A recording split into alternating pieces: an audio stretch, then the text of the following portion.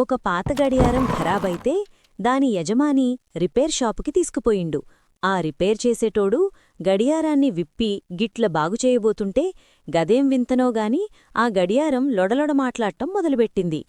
అయ్యా బాంచన్, నన్ను బాగుచేయకు, నేనిట్నే ఆగిపోతా అని దిగులుగా అన్నది.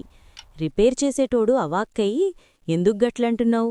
నిన్ను సెట్ చేస్తే మళ్ళా కొత్తదాని తీరుగా టిక్ టిక్ మంటావు గదా అన్నాడు.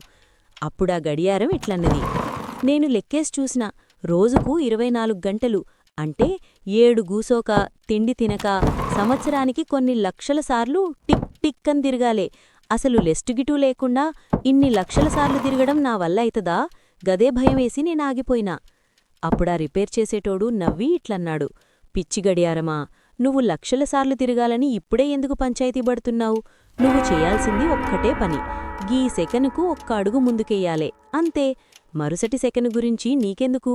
ఇప్పుడున్న ఈ ఒక్క సెకను గురించి మాత్రమే ఆలోచించు. గడియారానికి బుర్ర వెలిగింది. అవునుగదా, ఒక్క సెకనుకు ఒక్క అడుగు వేయడం గంత కష్టమయ్యింది అని తెలుసుకొని మళ్ళా ఉత్సాహంగా టిక్ టిక్ మంటూ నడవడం మొదలుపెట్టింది. ముందున్న పని కొండంత కనిపిస్తుందని భయపడొద్దు. మన చేతిలో ఉన్న చిన్న పనిని చేసుకుంటూ పోతే ఎంత పెద్ద పనైనా ఈజీగా అయిపోతుంది.